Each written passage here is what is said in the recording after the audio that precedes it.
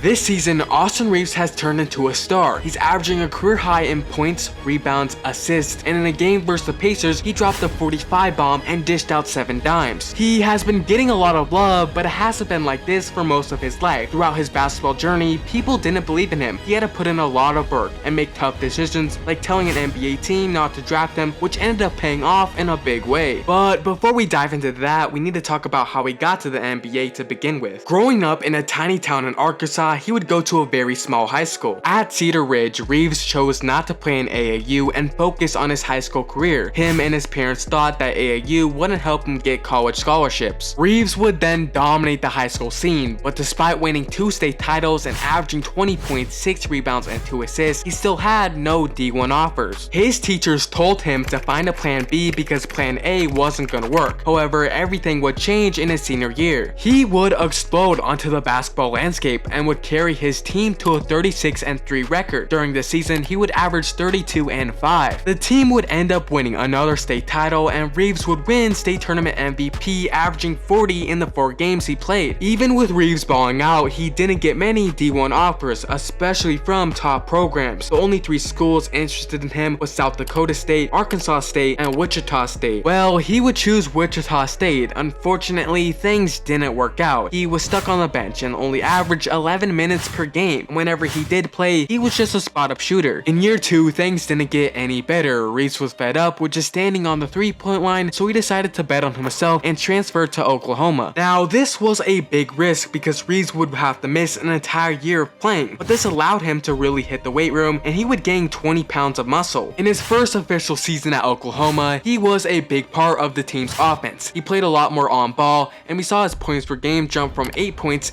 to 15. However, he did struggle to shoot the ball, and his efficiency from 3 really fell off a cliff. At this point in time, analysts didn't think Reaves was an NBA talent. He lacked strength and lateral quickness, took a lot of tough shots, and was in this awkward position where he was a ball-dominant guard, but wasn't a very good playmaker. In year 2 at Oklahoma, Reaves would have a breakout season. He took a massive jump in playmaking, also averaged more points, and his field goal percentage was a lot better. Coming into the draft, Reaves and his agent knew at best he was gonna be a late 2nd round pick, so they decided to make a list of NBA teams that Reaves wanted to go to and which ones were the best fit. At the top of the list was the Lakers. Reaves knew he was gonna play off ball in the NBA, and if he could play next to LeBron and AD, they would be able to draw the attention from opposing teams' defense, giving him easy looks from 3. On top of that, Reaves and his grandma were also big Kobe and Laker fans. The night right before the draft, Austin Reaves' agent would get a call from the Lakers telling him if Reaves went undrafted, they would sign him to a 2-way contract. On draft night, in the middle of the 2nd round, Reaves' agent would receive a call from the Pistons saying they would select him with the 42nd overall pick. But it wouldn't be a fully guaranteed contract and would be another 2-way. The choice was very easy, and Reaves told the Pistons, "Sorry, I'm not really interested." Now, Reaves never said why he passed on getting drafted by the Pistons, but if I had to guess, the Pistons were probably not very high on the list of teams he wanted to play for. For starters, the Pistons were one of the most poorly ran organizations at the time. They also just drafted Cade Cunningham, and prior to that, they drafted Killian Hayes 1 year earlier, 2 guards the Pistons were gonna focus on over Reaves. Going into summer league and training camp, Reaves only had one goal in mind, and that was to get a fully guaranteed contract. Unfortunately, in summer league, Reaves really struggled. He shot terrible from the field and from 3, and was really stunned at how much faster the summer league's pace was compared to college. Reaves knew he had to step it up in training camp if he wanted a fully guaranteed contract, so at a couple of the scrimmages, he balled out and held his own against Russ, LeBron, and all the other players on the team. He also surprised coaches with his high basketball IQ, picking up on defensive strategies really quick. This impressed the front office so much, they gave him a fully guaranteed contract, making him their 14th man before the season even started. This would catch Austin off guard because he didn't think he earned the contract yet, but he was super grateful and started to work even harder. During his rookie season, Reaves was in and out of the lineup. He would show flashes throughout the regular season, and in his final game versus Nuggets, with no LeBron, no AD, and no Russ, he would drop a 30-point triple-double. However, in year 2, he was still in and out of the lineup until the Lakers would make a blockbuster trade, sending Russ to the Jazz. This was a big opportunity for Reaves to start playing more, and with Russ gone, Reaves would become the secondary ball handler next to LeBron, and Reaves would start to have a breakout season. He went from 10 points to 15, and 2 assists to 4, and his 3-point percentage increased by a lot. Going into the offseason, Reaves was a free agent and was getting many offers from teams like the Rockets and Spurs, and even though those teams offered him more money, he chose to stay with the Lakers, saying, "I really wanted to be in LA the whole time. There was a couple of situations that were close, but like I said, I wanted to be in LA. LA feels like home to me, and that's where I really wanted to be." Ever since Reaves signed that contract, he's continued to get better and better, but nobody could have predicted how good he would become. Well, almost nobody. Right before the season started, Rob Pelinka said Reaves was going to have a breakout season similar to when Jalen Brunson left the Dallas Mavericks. And even though Reaves hasn't had the same scoring jump as Brunson, he has taken a massive leap in playmaking despite averaging the same amount of assists. He's just manipulating opposing teams' defense, finding teammates cutting to the rim, and reading the pick and roll. He's also been great at drawing fouls, something he's always been good at. He's been a big reason why the Lakers have been one of the best teams in the Western Conference. Speaking of Lakers, one of Austin Reaves' former teammates, Mo Bamba, also told teams not to draft him. Unfortunately, this would end up being a huge mistake and would lead to him becoming a bust. If you want to hear his story, click right here.